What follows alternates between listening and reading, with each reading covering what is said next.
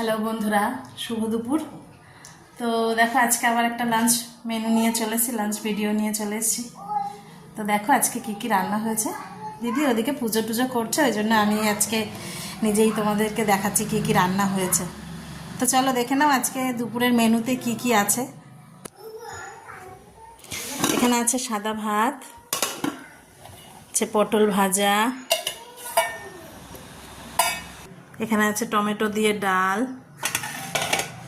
আর ঝিঙে দিয়ে আলু দিয়ে তেলাপিয়া মাছের ঝোল, পাতলা ঝোল আর কি, যা গরম পড়েছে।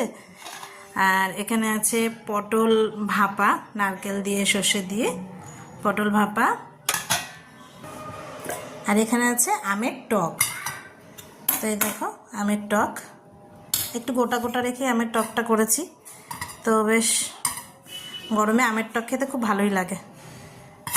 তো এই যে আজকের মেনু। তো তোমাদের ভালো লাগলে লাইক করো, শেয়ার করো, কমেন্ট করো এবং অবশ্যই আমার চ্যানেলটাকে প্লিজ সাবস্ক্রাইব করো।